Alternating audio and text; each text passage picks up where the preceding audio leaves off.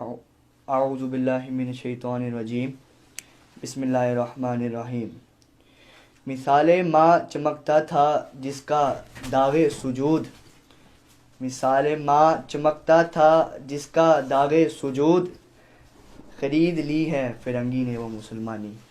السلام علیکم، میں ہوں آپ کا ہوسٹ حسن غلام رسول۔ میں نے علامہ اقبال کا شعر پڑھا جس میں انہوں نے امت مسلمہ کی حالت بتائی۔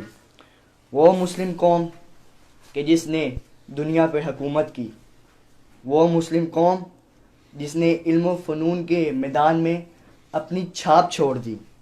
زمانے نے وہ دن بھی دیکھا جب وارثان علوم نبوت نے کرۂ ارضی کے چپے چپے پر علم کی بساط بچھا دی، فکر کو روشن، عمل کو پائیدار اور روح کو نغمہ الست سے مست کر دیا، سمندروں کو مسخر کر دیا۔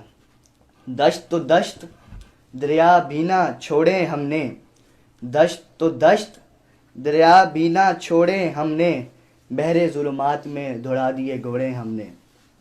ہمیشہ کی طرح ہمارے ساتھ ملک پاکستان کے مقبول و معروف مذہبی اسکالر، میری مراد جناب حجت الاسلام علامہ اشرف پیر شفاعت رسول صاحب ہیں۔ بہت بہت شکریہ حضور آپ کے ٹائم کا کہ آپ نے ہمیں ٹائم دیا۔ حضور میرا پہلا سوال یہ کہ آپ صلی اللہ علیہ وسلم کی وفات کے بعد مسلمانوں کی حکومت شروع ہو گئی اور یہ سلسلہ تقریباً 1000 سال تک دنیا میں جاری رہا۔ مسلمانوں نے علم و فنون کے میدان میں بھی اپنی چھاپ چھوڑ دی۔ میں آپ سے یہ جاننا چاہوں گا کہ گزشتہ 500 سے 600 سال میں مسلمان شدید زوال کا شکار ہیں، آخر اس زوال کی بنیادی وجہ کیا ہے؟ بسم اللہ الرحمن الرحیم۔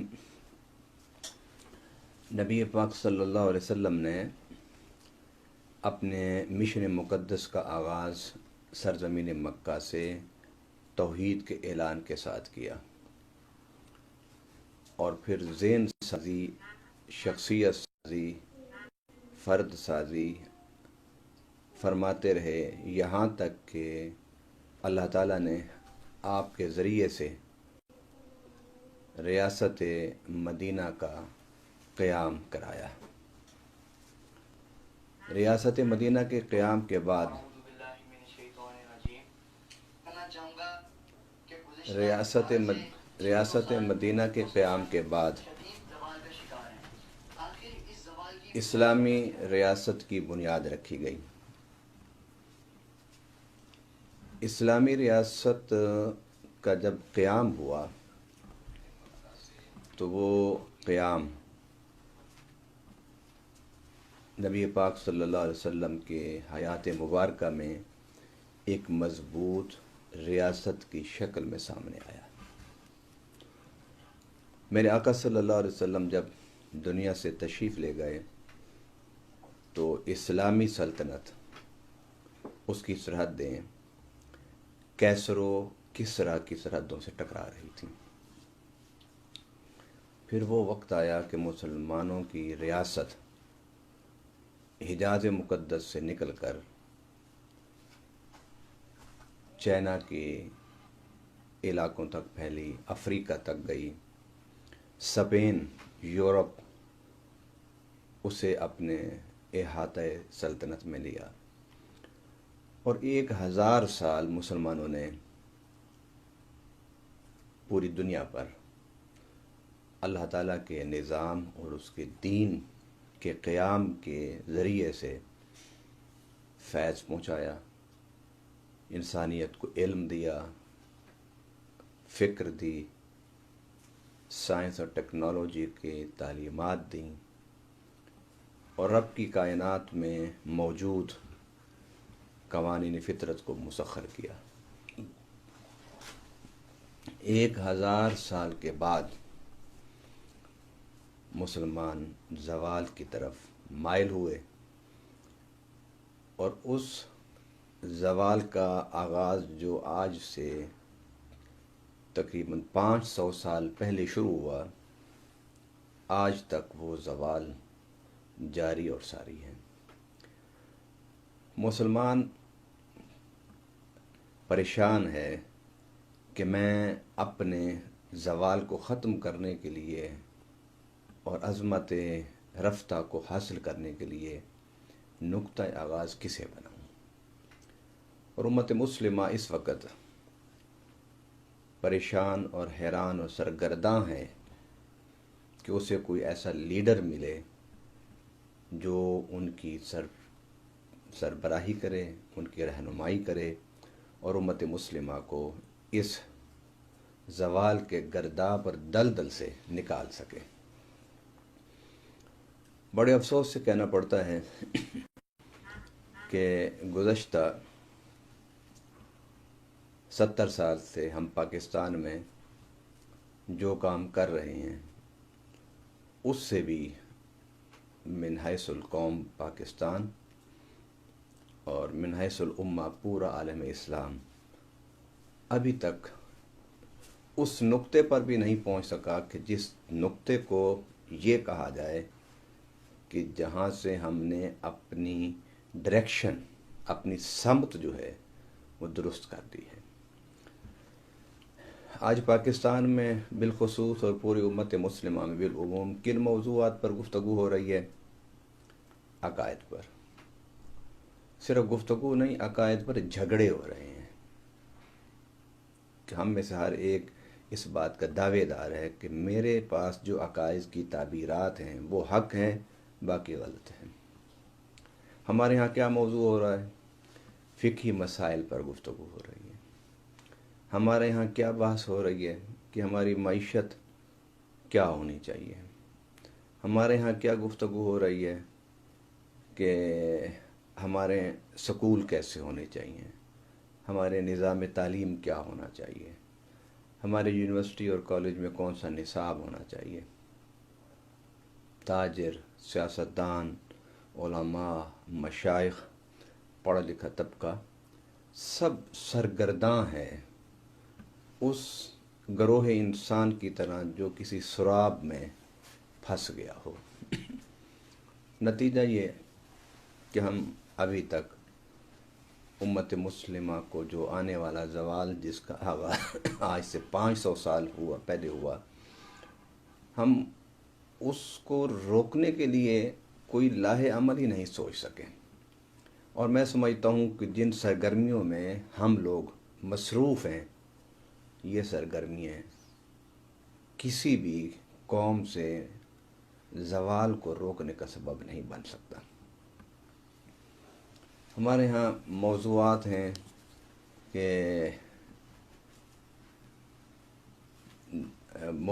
ہیں ہمارے ہاں کہ دعوت تبلیغ کا کام کیسے کیا جائے۔ ہمارے ہاں موضوعات ہیں کہ ہمارے ملک میں نظام جو ہے وہ صدارتی ہونا چاہیے یا پارلیمانی ہونا چاہیے۔ اور گزشتہ 50 سال سے تو میں بھی دیکھ رہا ہوں شعوری طور پر اور لاشعوری طور پر کہ امت مسلمہ کا ہر آنے والا دن گزشتہ دن سے زیادہ سیاہ ہوتا ہے۔ میں یہ سمجھتا ہوں کہ جس چیز پر آپ فوکس کرنا چاہتے ہیں وہ یہ کہ ہم مسلمان کیونکہ دنیا میں 1 ارب سے زیادہ ہیں، تو ہم مسلمان اگر ترقی کریں گے، ہم مسلمان اگر تعلیم کی طرف آئیں گے، علم کی طرف آئیں گے، فنون کی طرف آئیں گے، سائنس اور ٹیکنالوجی کی طرف آئیں گے، اخلاقیات کی طرف آئیں گے، تو ایک بہت بڑا انسانیت کا طبقہ، گروہ، وہ ایک خوبصورت شاہراہ پر گامزن ہوگا، جس سے یقیناً کرۂ ارض پر بسنے والے جو انسان ہیں ان کا اوورآل ماحول بہتر ہوگا۔ لیکن الجھن سب سے بڑی یہ ہے کہ ہم کوئی نہ کوئی نقطہ آغاز مقرر کریں کہ جس کو ہم کہیں کہ اس انداز میں، اس سمت میں، اس اسلوب میں اگر ہم کام شروع کریں تو ہم زوال سے نکل سکتے ہیں۔ اور گزشتہ 500 سال میں امت مسلمہ میں کوئی قابل قدر شخصیت، ایسی شخصیت کہ جسے پوری دنیا نے تسلیم کیا ہو، تاریخ انسانیت میں آخری جو مسلمان بڑا انسان متعارف ہوا وہ علامہ ابن خلدون تھے۔ ابن خلدون سے پہلے ہم میں سائنسدان بھی تھے، فلسفی بھی تھے، ہم میں سکالر بھی تھے، ہم میں تسخیر کائنات کا کام کرنے والی بھی تھے، ہم میں تصوف و روحانیت کے بھی لوگ تھے، ہم میں علم کی اشاعت کرنے والے بھی لوگ تھے۔ لیکن جو ہی مسلمانوں میں علوم نہیں فنون ختم ہوئے تو مسلمان زوال کا شکار ہوئے۔ میں 2 لفظوں میں آج کے اس موضوع کے حوالے سے یہ پیغام دینا چاہتا ہوں، سمجھانا چاہتا ہوں کہ کسی بھی قوم کی ترقی صرف علوم سے نہیں ہوتی، فنون سے ہوتی ہے۔ ہم مسلمانوں کو اگر 500 سال پہلا عظمت رفتہ کا دور حاصل کرنا چاہتے ہیں تو پھر ہمیں علوم کے ساتھ ساتھ فنون کی طرف آنا ہوگا۔ اس سے پہلے میں بیان کر چکا ہوں کہ ہمیں 4 قانون، فطرت کے 4 اصول ہیں ترقی کے لیے۔ تعلیم ہے، تعلیم کے بغیر کوئی قوم ترقی نہیں کر سکتی۔ آج جن قوموں نے ترقی کی ہے وہ تعلیم میں بھی بہت عروج پر ہیں۔ اس کے بعد تزکیہ، آپ کے پاس علم ہے مگر اخلاقیات نہیں ہیں، آپ کے پاس روحانیات نہیں ہیں، آپ کی ذہنی تطہیر نہیں ہے، آپ کے پاس احساس نہیں ہے، دوسروں کی خدمت کا جذبہ نہیں، یہ ساری چیزیں تزکیہ میں آتی ہیں، تو آپ علم کے ہوتے ہوئے بھی ترقی نہیں کر سکتے۔ تو تعلیم کے بعد تزکیے کی ضرورت ہے اس امت مسلمہ کو۔ اور پھر اس کے بعد تحقیق ہوتی ہے ریسرچ لائبریریز میں۔ ہمارے ہاں لائبریری کا تصور ہی ختم ہو گیا ہے۔ پاکستان میں بہت بڑا سرکاری ادارہ ہے، میرا وہاں آنے جانے کا اتفاق ہوا، اور وہ علم اور ہنر اور فن سے اس کا تعلق ہے۔ تو میں نے ان سے کہا کہ مجھے آپ کی لائبریری دیکھنی ہے، تو انہوں نے کہا ہماری لائبریری تو گزشتہ 25 سال سے اس کو تالا لگا ہوا ہے۔ آپ کو مزاج پیدا کرنا ہوگا تحقیق کا، مطالعے کا، پڑھنے کا، لکھنے کا، لائبریریز کا شوق پیدا کرنا ہوگا۔ ہمارے ہاں تو تعلیم کا فقدان ہے، تو تحقیق کی ثقافت ہم کس طرح پروان چڑھا سکتے ہیں؟ اور چوتھا جو نقطہ کسی بھی قوم کے عروج کے لیے ضروری ہے، ترقی کے لیے ضروری ہے، وہ ہے تسخیر، جسے میں ریسرچ لیبارٹریز کا نام دیتا ہوں، کہ جب تک کسی بھی قوم کے ایک خاطر خواہ تعداد ریسرچ لیبارٹریز میں نہیں بیٹھیں گے، سورج، چاند، ستاروں، ہوا، فضا، سمندر کی لہروں کو مسخر کرنے کے لیے کام نہیں کریں گے، اس وقت تک کوئی قوم ترقی نہیں کر سکتی۔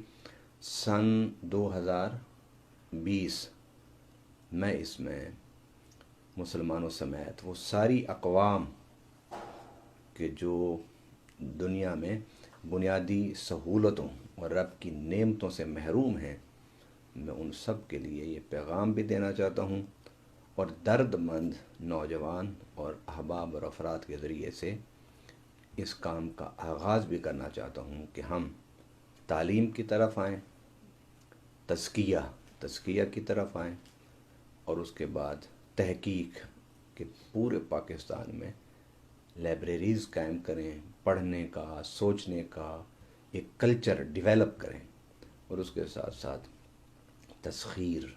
تحقیق کے بعد تسخیر ریسرچ لیبارٹریز ہوں کہ جہاں ہمارے نوجوان بیٹھ کے تسخیر کائنات کا کام کریں، جس کے بارے میں اقبال نے، کیونکہ آپ نے اقبال کے شعر سے اپنی گفتگو شروع کیا، اقبال نے کہا تھا کہ محبت مجھے ان جوانوں سے ہے ستاروں پہ جو ڈالتے ہیں کمند۔ بہت خوب فرمایا حضرت نے۔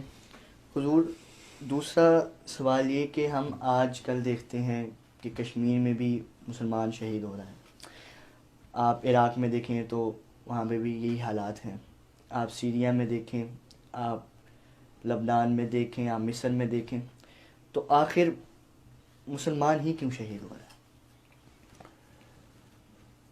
میرے خیال میں اگر ہم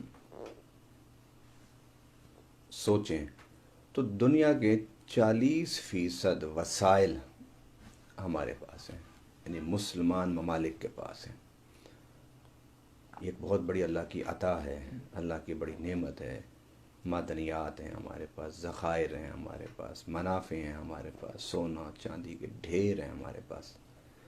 اگر نہیں ہے تو ذہن نہیں ہے ہمارے پاس، اگر نہیں ہے تو ہمارے پاس منصوبہ بندی نہیں ہے۔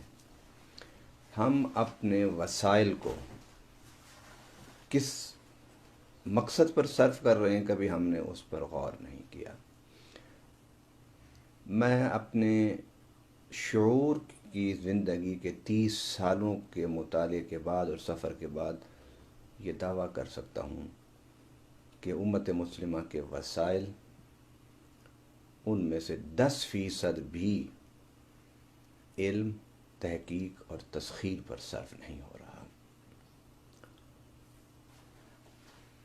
مسلمان اس مظلومیت کی زندگی سے اگر نکلنا چاہتا ہے، اللہ کو تو ظالم تو پسند نہیں ہے، میں مظلومیت سے نکلنے کے لیے اس مظلومیت کی فضا میں، جس طرح آپ نے بتایا کہ مسلمان شہید ہو رہا ہے کشمیر میں، فلسطین میں، عراق میں، شام میں، لبنان میں، یمن میں، سعودیہ میں، جہاں جہاں تخریب کاری ہوتی ہے، اور ہم پاکستان میں ہم نے گزشتہ 10 سالوں میں 1 لاکھ سے زائد لاشیں تخریب کاری کی وجہ سے اٹھائے۔ اس کی پہلی وجہ تو یہ ہے کہ ہمیں عالمی استعمار کے مقاصد کی تکمیل کا ذریعہ نہیں بننا چاہیے، اور دوسرا ہمیں اپنے ذہنی، فکری ساری صلاحیتوں کو اور اپنے وسائل کو تعلیم پر لگانے چاہیے۔ تعلیم کے بعد جب تحقیق اور تسخیر کا مرحلہ آتا ہے تو پھر قومیں جو ہیں وہ عروج کی طرف جاتی ہیں۔ آپ دیکھیے کہ دنیا میں جاپان ہے، جاپان میں نہ تیل ہے، نہ کوئلہ ہے، نہ گیس ہے، سب چیزیں وہ امپورٹ کرتے ہیں باہر سے، مگر اس کے باوجود آج سے 10 سال پہلے تک امریکہ کے بعد سب سے بڑی معیشت جاپان تھا۔ اس کی وجہ سائنس اور ٹیکنالوجی تھی۔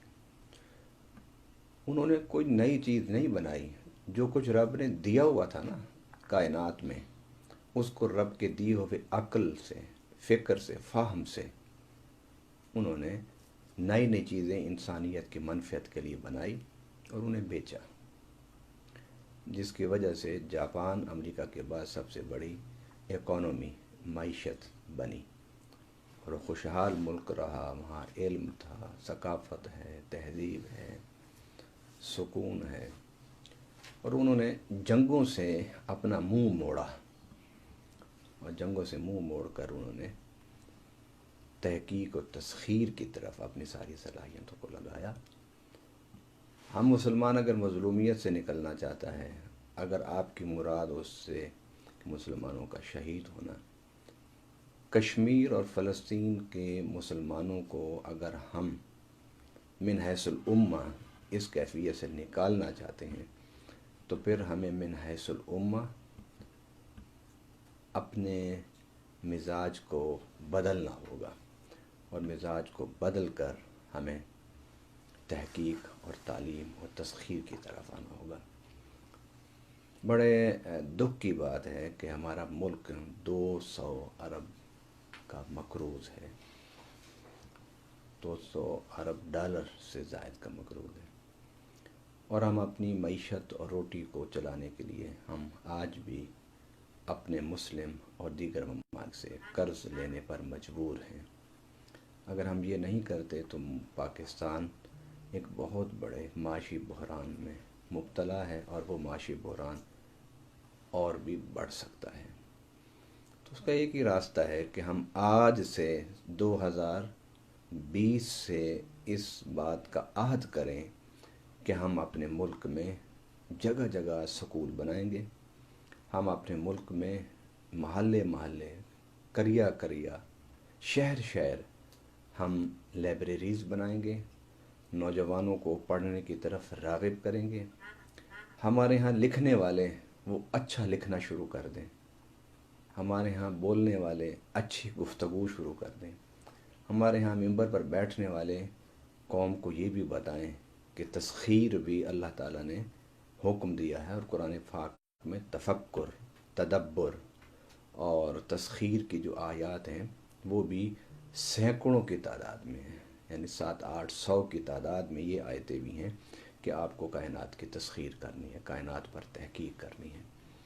آج اس جنوری میں اگر ہم پاکستانی قوم جو ہمارے ہاں صاحب فکر لوگ ہیں، صاحب وسائل، استطاعت والے لوگ ہیں، وہ میدان میں اگر نکلنے کا عہد کر لیں کہ ہم نے ملک سے جہالت کا خاتمہ کرنا ہے، ہم نے ملک میں سکول بنانے ہیں، مدارس بنانے ہیں، یونیورسٹیز بنانی ہیں، کالجز بنانے ہیں، اکیڈمیز بنانی ہیں، لائبریریز بنانی ہیں، تو اس سفر کو اگر ہم آج آغاز کرنے کا عہد کر لیں تو میرا یقین اور ایمان کہتا ہے کہ آنے والا سال 2021 جنوری میں آپ دیکھیں گے کہ ہمارے ملک کی فضا بدل چکی ہوگی، کیونکہ قرآن میں بھی اور میرے آقا صلی اللہ علیہ وسلم کی سیرت طیبہ کے حوالے سے بھی کسی بھی قوم کا جو نقطہ آغاز ہوتا ہے بہتری کی طرف، اچھائی کی طرف، احسن مستقبل کی طرف، وہ علم ہے۔ علم اور فن، ان دونوں کو آپ کو ساتھ لے کے چلنا ہوگا۔ علم اور فن، آپ علم سائنس کہہ لیں اور فن آپ ٹیکنالوجی کہہ لیں۔ میں حیران ہوتا ہوں کہ ہم مسلمان سائنس اور ٹیکنالوجی کو کیوں نہیں اہمیت دیتے، اور کیوں نہیں قرآن کے اس پیغام کو ہم آج تک سمجھ سکے کہ رب العالمین نے اسے ترقی کا، خوشحالی کا، عظمت کا راستہ قرار دیا ہے۔ اب اگر کوئی یہ سوال کرے کہ پہلے دور میں جو صحابہ کرام تھے ان میں کون سائنسدان تھے، تو میرا یہ خیال ہے کہ اس زمانے میں صحابہ کرام میں بے شمار صحابی اس وقت کے حساب سے ان کے پاس ساری چیزیں جدید جو اس دور کی تھیں ان کے پاس موجود تھیں۔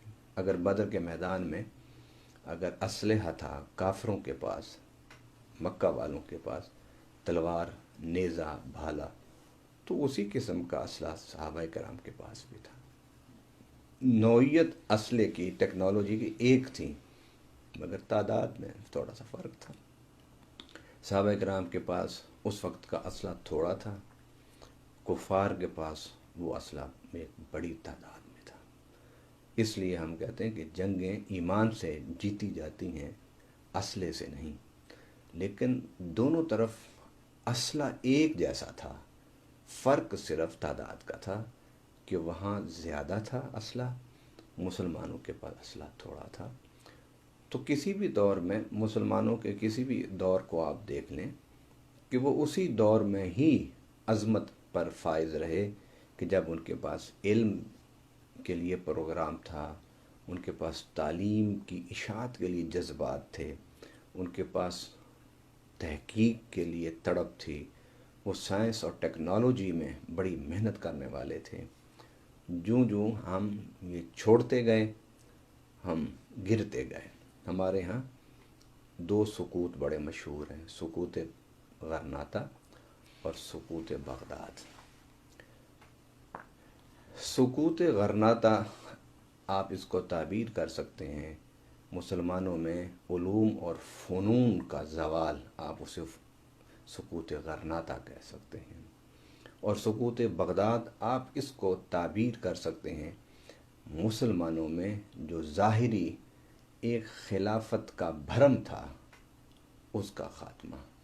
ان 2 سقوط کے بعد آج تک مسلمان ترقی کرنا تو دور کی بات ہے، ترقی کی شاہراہ کی طرف اپنی سمت کا تعین بھی نہیں کر سکے۔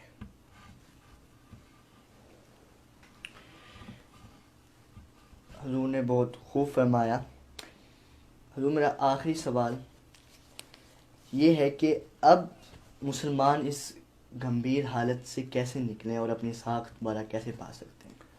اس کے لیے ایک ہی راستہ ہے، کیونکہ ہم نے بڑی تفصیل سے گفتگو کی. یہ گفتگو نہیں بلکہ وہ درد ہے جو ہر مسلمان کے دل میں ہے، جو اپنے زوال سے پریشان ہے، بدحالی سے پریشان ہے، غربت سے پریشان ہے، اغیار کی سازشوں سے پریشان ہے.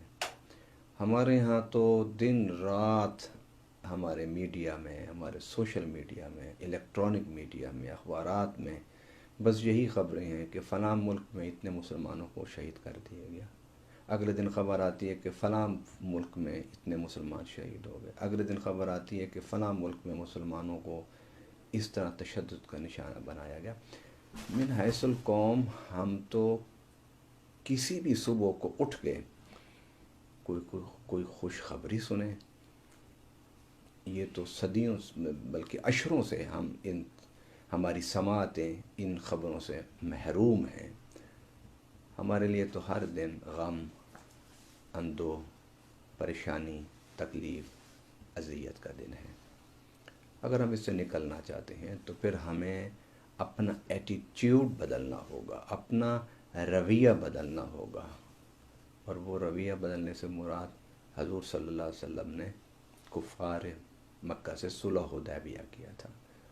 اور مورخ لکھتا ہے کہ حضور صلی اللہ علیہ وسلم نے صلح حدیبیہ کے بعد چند سالوں میں جتنے اسلام کی فکر کو پھیلایا وہ اس سے پہلے 16-17 سالوں میں اسلامی فکر اتنی تیزی سے نہیں پھیل سکی.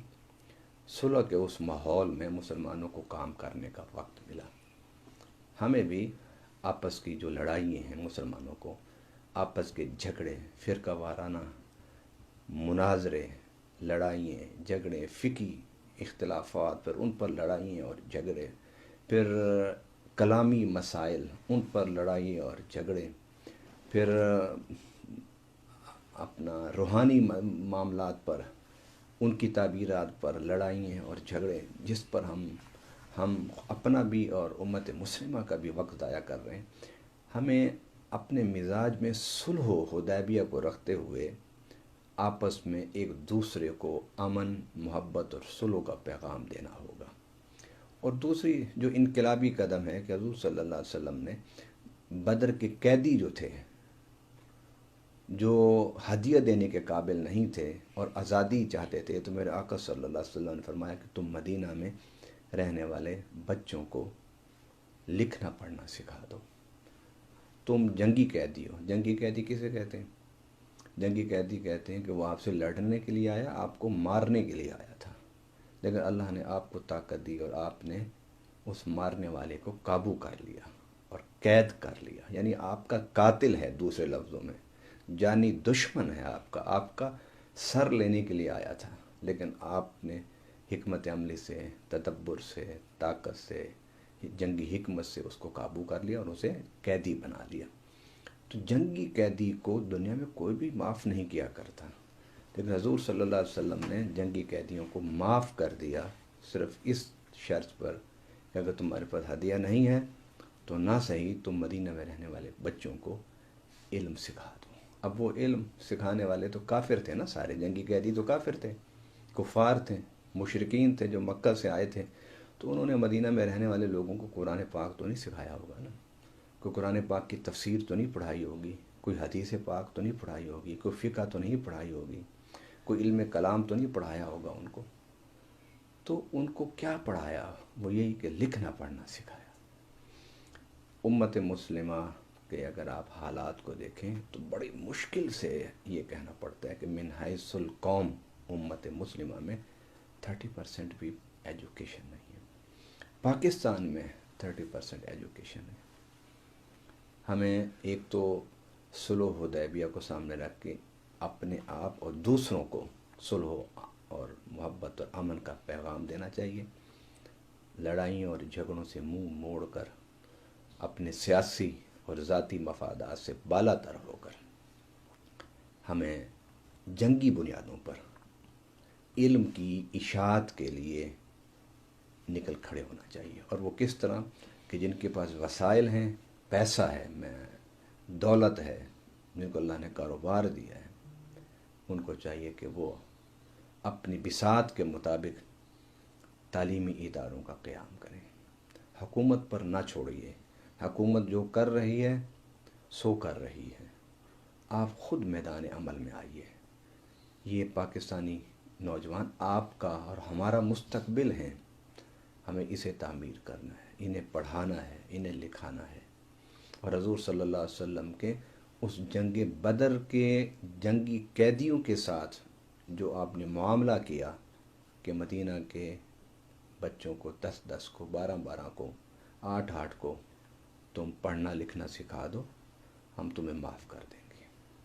صلح حدیبیہ اور تعلیمی انقلاب والا مزاج جو حضور صلی اللہ علیہ وسلم نے ہمیں دیا، اگر ہم اس پر آج چل نکلیں تو حضور صلی اللہ علیہ وسلم کی سیرت طیبہ کی برکت سے ہم پاکستان کو 1 سال کے اندر ہم اس مقام تک لے جا سکتے ہیں کہ جس پر پہنچنے کے بعد ہمیں اپنی عظمت اور اپنے عروج کا چاند نظر آنا شروع ہو جائے گا۔ بہت بہت شکریہ حضور آپ کے ٹائم کا۔ اللہ تعالیٰ آپ کے علم میں اور زندگی میں مزید برکت عطا فرمائے۔ آج کے لیے اتنا ہی۔ اللہ سے یہ دعا ہے کہ اللہ تعالیٰ مسلمانوں کو ترقی کی راہ پر گامزن کرے۔ آج کے لیے اتنا ہی، انشاءاللہ آپ سے جلد ملاقات ہوگی ایک نئے موضوع کے ساتھ۔ جب تک کے لیے اپنی ڈھیر ساری دعاؤں میں یاد رکھیے گا۔ اللہ حافظ۔